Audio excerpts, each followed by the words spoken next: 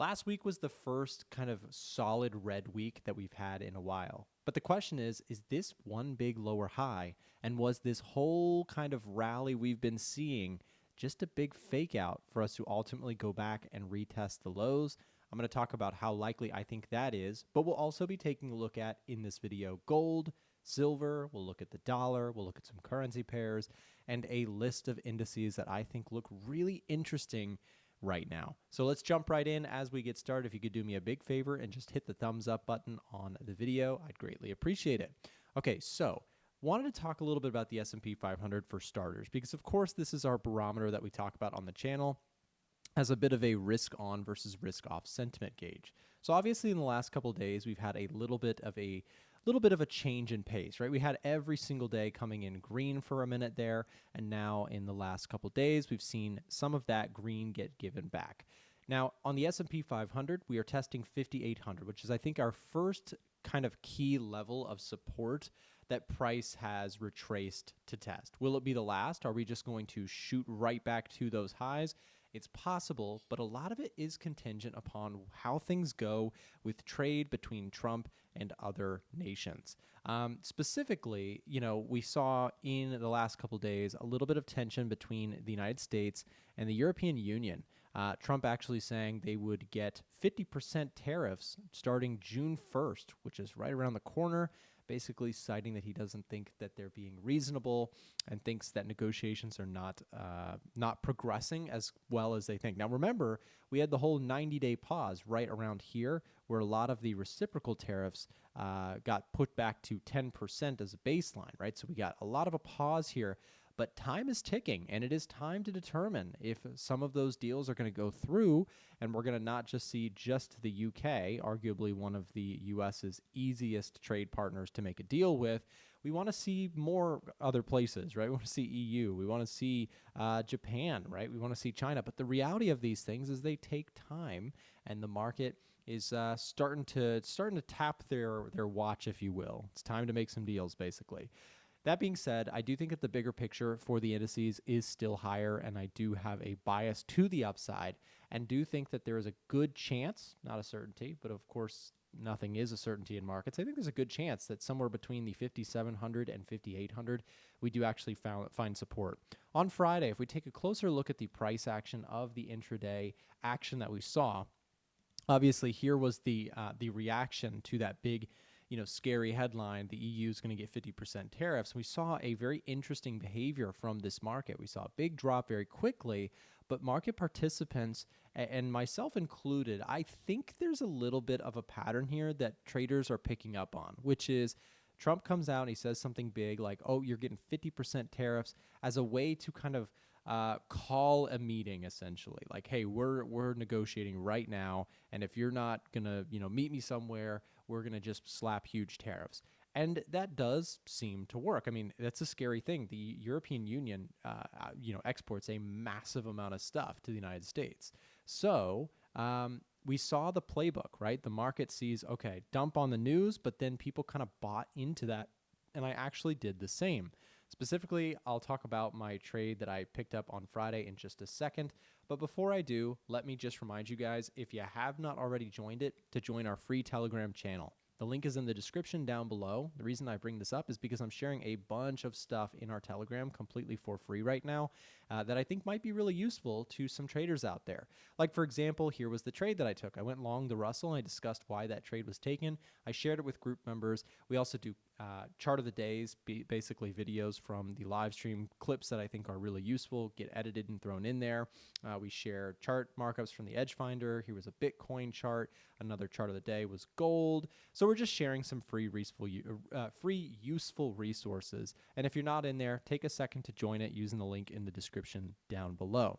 I also wanted to show you guys here my performance year to date. On my channel, I do take a lot of pride in being transparent with what I do. I do not claim to make millions and millions of dollars from the market every year or tell you that trading is easy by any means. Trading is very difficult.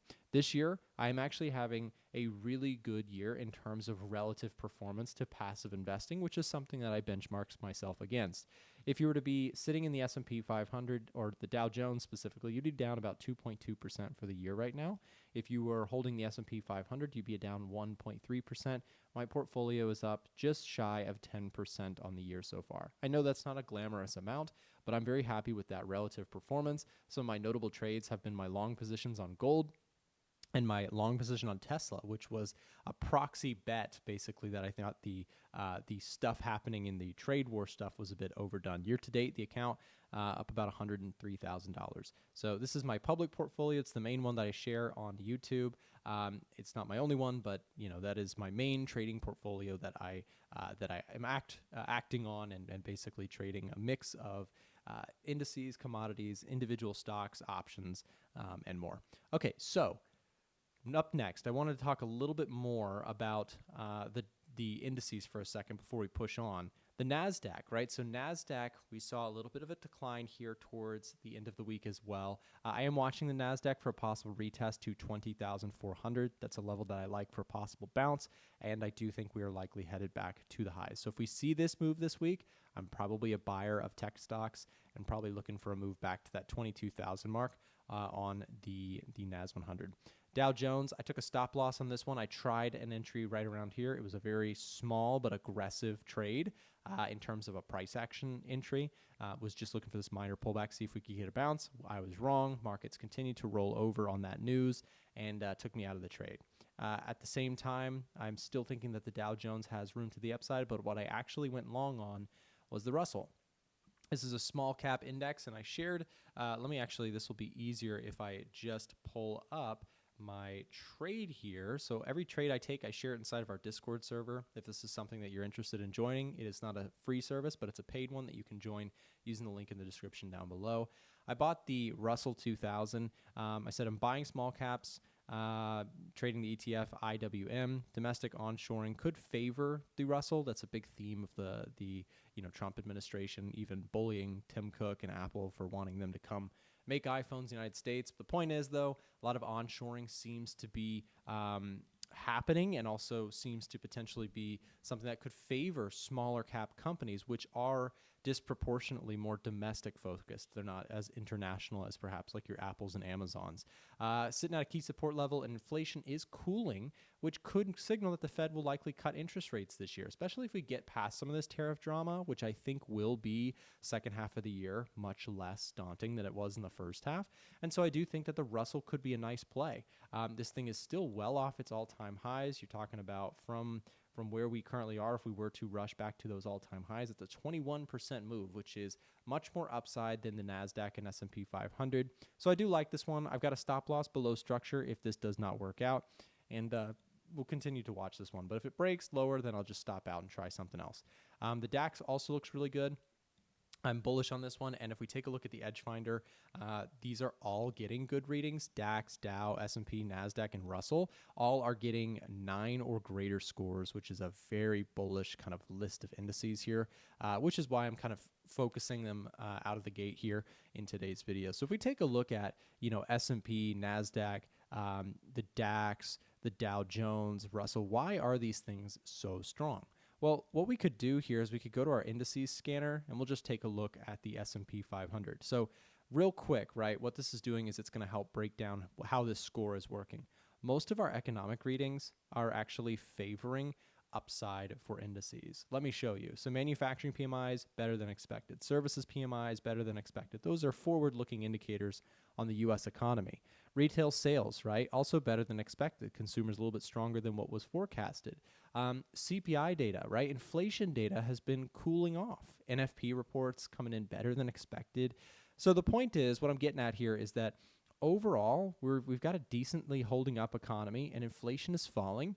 I think the Fed will cut rates this year, and we also have a put-to-call ratio here that is overextended. That's giving us this retail sentiment showing or suggesting that crowd sentiment is scared. That actually could be a positive long signal. So what we could actually do here is I'll show you. It's one of my favorite indicators to help study what's happening in sentiment. So if I go to market sentiment, go to put to call ratio, check this out. So put to call ratio did go back over the extreme fear or high put demand, giving me a confirmation on my bullishness on indices as many people rush to buy puts towards the end of this week, people freaking out again.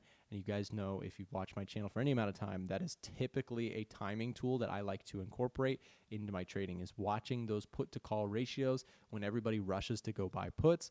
I typically like to, I don't personally buy options, but when everybody buys puts, I typically will look to get long on stuff. And if I was playing options, that would mean when everybody buys puts, I want to buy calls. When everybody buy calls, I want to buy puts. Just a little bit of a contrarian in terms of retail sentiment or crowd sentiment in markets.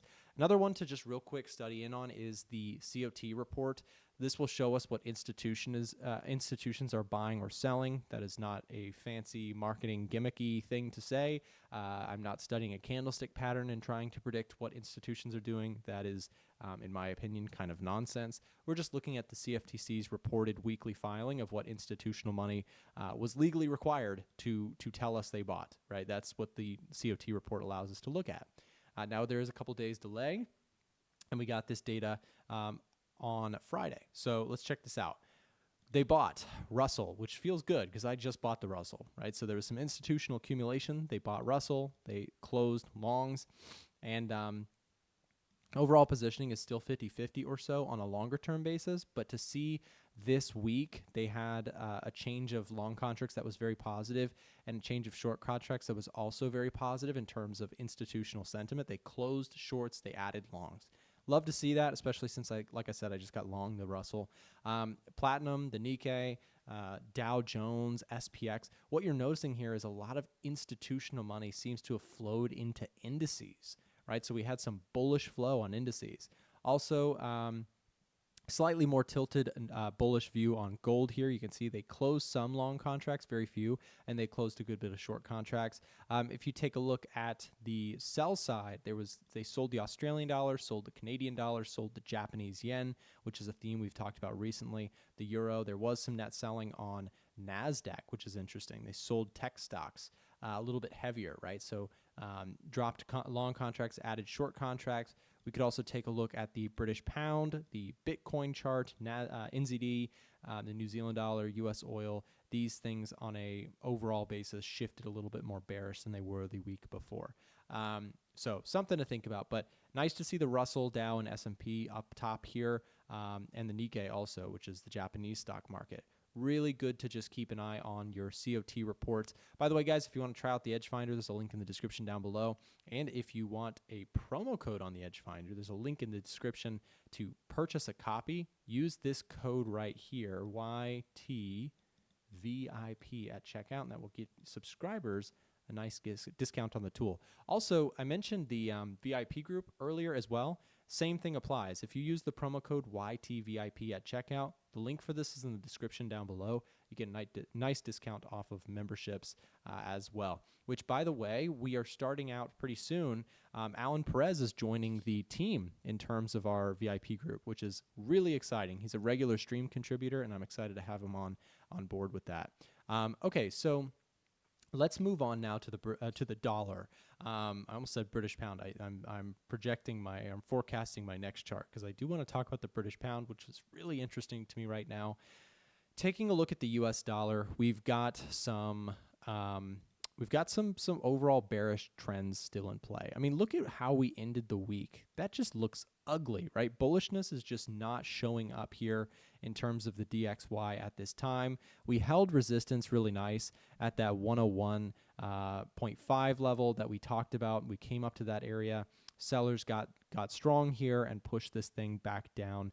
It does look like we are very likely to head back and test those lows.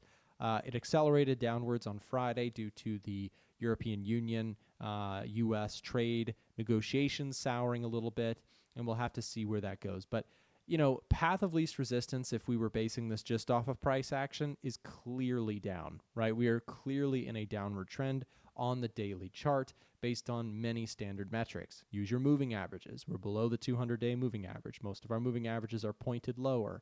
You can use for example, our momentum indicator, the A1 momentum indicator, which you can find on our website, a1trading.com, pointed down here. Most of your, in terms of our extension zones indicator, we're not even oversold, right? So we have room to keep going lower. We tapped into overbought, boom, down it goes. This is by no means a magical indicator, but it's a cool one to keep an eye on, and I use it for my FX trading quite a bit.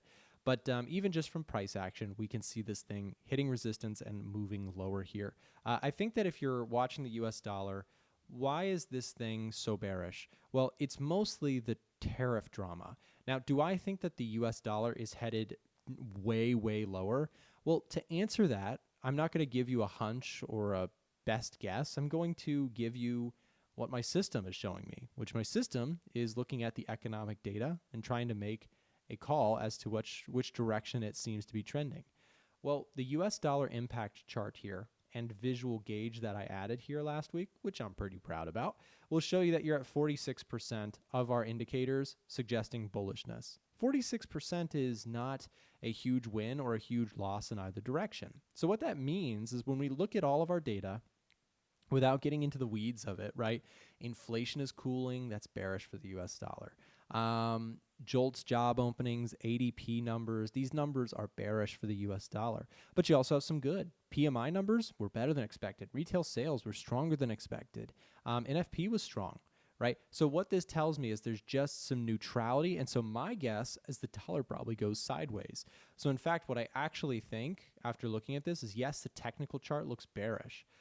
But most likely, I wouldn't be surprised if we just come back and do another one of these. Like, I really don't have a strong bias unless, for example, you lose the jobs report. Like, let's say that NFP, which comes in, in 2 weeks or so, if the NFP report goes bearish, the dollar, in my opinion, that is a catalyst that probably supports a couple legs lower, right? So that is something. So I am sitting in kind of tornado watch mode right now. If you get an NFP report, right, let's say what are our bullish strongholds in economic data? If PMIs weaken, if NFP weakens, right, these things compared to forecasts start to weaken up, soften up, then yeah, I'm probably going to get bearish the US dollar. But right now, there's just too many mixed signals. So that goes for gold too, which we can talk about next here, right? So gold, Nick, why aren't you bullish gold? It's moving great. I've had a lot of people ask me, why aren't you trading gold long? And, over here or earlier in the year, I had a really strong bullish case for gold. I still think that there are bullish cases, but I also think there's bearish cases, right? Right now in the economic data, if the US dollar, if I'm feeling very neutral about the US dollar, typically that's going to suggest I'm also neutral on gold, and that is the case at this time. I think most likely gold could move higher, but will probably top out, or if it moves lower, I think it will bottom out. Until you get some decisiveness in the economic data on our economic heat map, I do think my personal bias on gold and the US dollar is going to be neutral to mixed. So do I think gold could test the highs? Definitely could, right? Momentum would suggest, in my opinion, that we are going to go test those highs.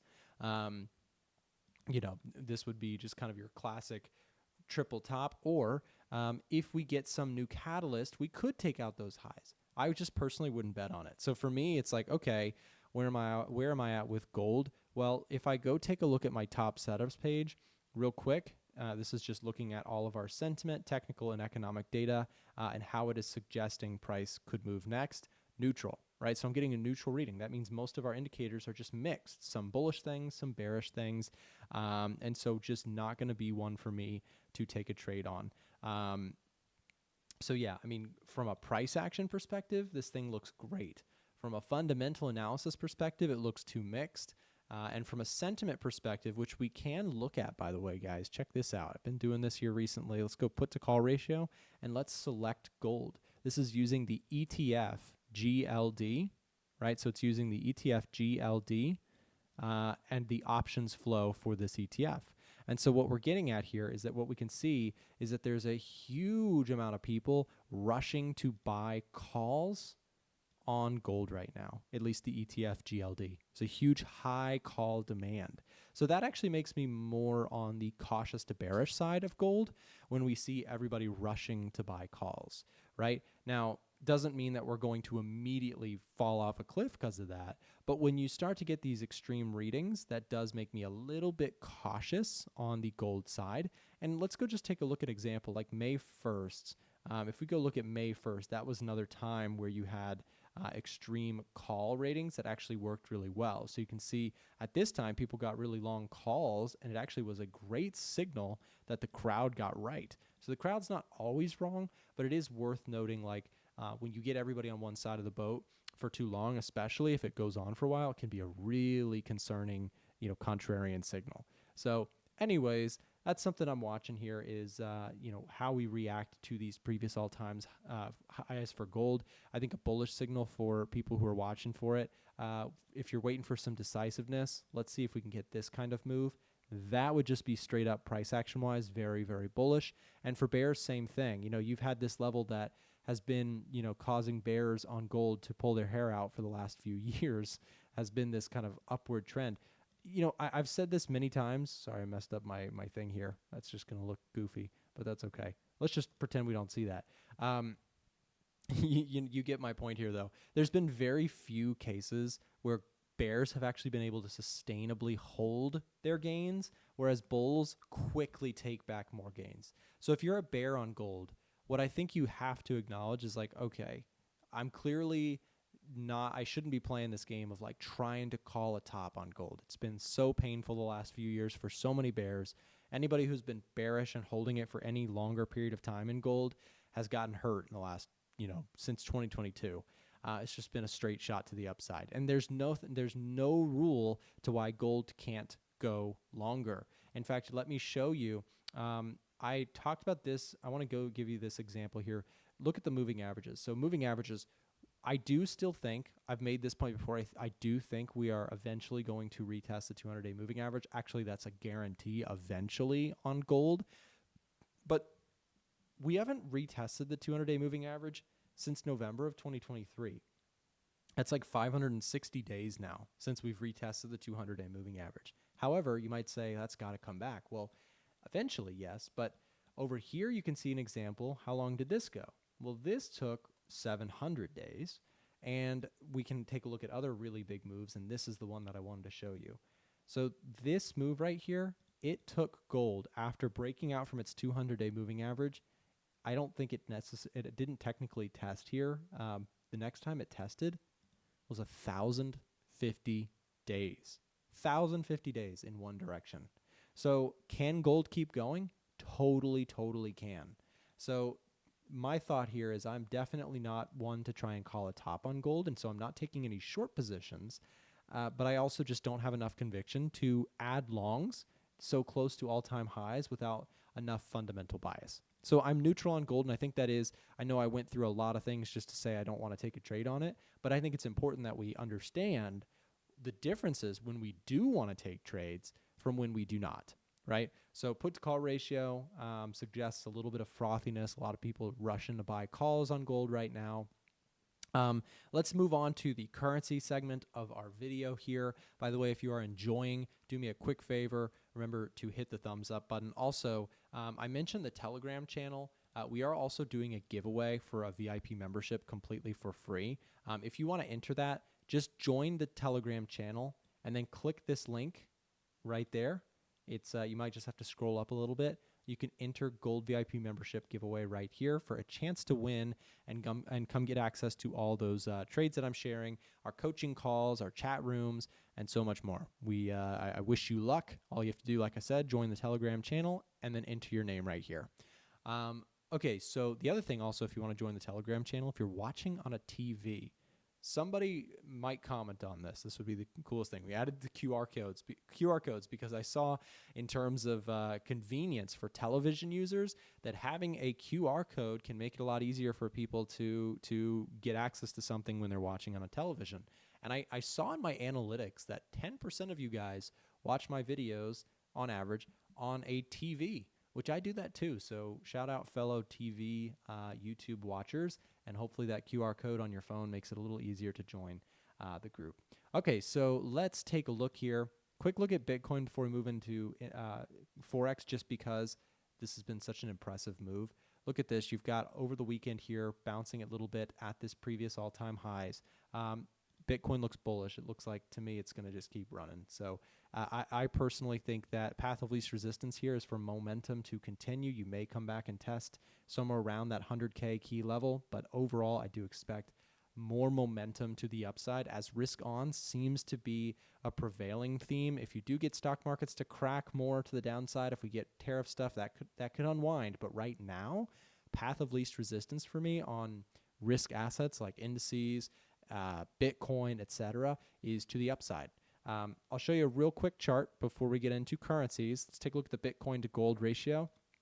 You can see this did decline a little bit, so gold got a little stronger here relative to Bitcoin, but this is a bit of a risk on, risk off sentiment tool. And the last time, and you can pretty much see it was a great timing indicator. Right around April 20th, Bitcoin started trending up against gold, signaling that risk on sentiment was a little bit back in favor. So keep an eye on this. I thought that was really interesting. It was actually a really good early warning signal. Right around April 21st, you got a bit of a breakout and then some sustained move higher in this Bitcoin to gold ratio. Currently trading around, let's see, what is this? 32. 32 ounces of gold will buy you one single Bitcoin. That's what that's telling you. That's how the ratio works. Anyways, let's take a look at some currencies. We talked about the dollar. So first of all, let's go just take a look at our top setups page here. And let's simplify this for just a second. Actually, what I'm going to do is I'm going to show you guys the top setup simple page. This is cool because it actually helps, number one, for my videos because I made this text much bigger, but also if you're an Edge Finder user, sometimes the big text and simplified view makes things really easy to look at. I mean, like, boom, here's your bullish and bearish currency pairs right now, and you only have two. Now, you could take and add the neutral ones in here. This is a look at our current major currencies and the biases on the Edge Finder. Makes sense that we're getting a lot of neutral on the US dollar because we just got done discussing that. A lot of neutrality right now for US dollars.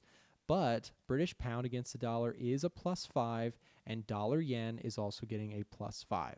So what this is telling you is that the strongest currencies of the list are British pound, and the weakest is Japanese yen, because again, the US dollar taken out of the picture, you can see we're getting a bullish reading here, which is bearish the US dollar, and we're getting a bullish reading here, which is bullish the dollar. So point is, pound US dollar and the British pound itself looks really interesting. Take a look at the way we closed Friday. This is probably, in my opinion, the prettiest Forex chart in the market right now. We seem to be having a bit of a trend, another breakout within a nice new trend in the British pound against the US dollar.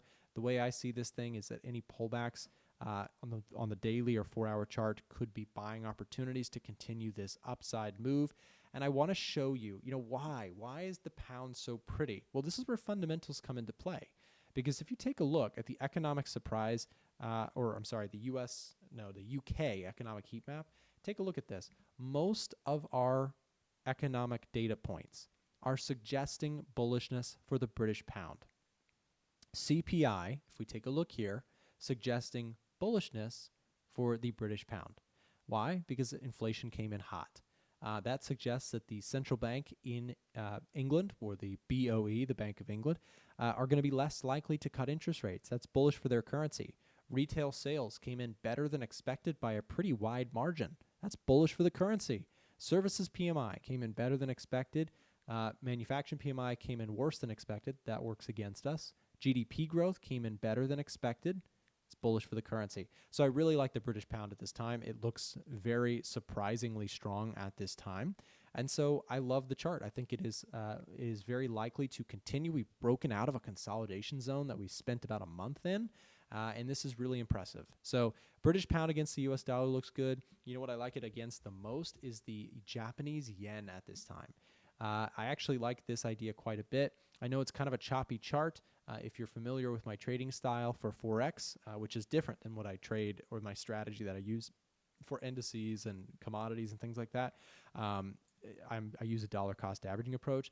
I do currently have 2 yen trades open, but I'm watching the pound yen as a possible addition. I think it came down to this level here. I'd also be interested here and here to possibly build in some longs with my dollar cost averaging approach. Now, if you want to watch that dollar cost averaging approach, I put out a video yesterday. You can pull it up on my channel and go review that closer. But pretty much, I'd be willing to potentially build a long position here or here or here, depending on how. Actually, really what I'd love to see is, because I just have 2 positions already open on some yen pairs, I'm long UJ and NJ. NZD/JPY and US dollar against the Japanese yen. I'd like to add pound yen to the list, especially if we get a little bit deeper retracement, just to kind of scale in on my overall theme of shorting the Japanese yen. Now, we saw in the COT reports also that yen got shorted by institutions in the past week, which I thought was interesting. And so, I do think that there's a bigger term picture coming for like things like pound yen. But back to pound dollar, this chart just looks very, very clean at this time. The euro dollar, I'm pretty neutral on at this time. If we go back to our top setups simple page, here is euro dollar getting a neutral reading. So really nothing there for me. I'd expect, kind of limited upside and limited downside. That's the way I would respond to this chart. If you're a seller watching this area, this previous high, in my opinion, would be more likely to hold as resistance. Let's mark that supply level here, right? And then probably hold support around this area. But I really don't have enough conviction here to place a trade on the euro against the US dollar. Whoops, let me just get rid of this specific line. And then we take a look at dollar yen. So I'm long dollar yen as of this area. Clearly my entry was too early, but because I use a dollar cost averaging approach and my size is very tiny per trade, I have a very small trade on the long side of dollar yen here. I am looking to potentially add more to my dollar yen long position if we retest this area here. I would actually love to see dollar yen come down a little bit further to where I could get in at this 141 level.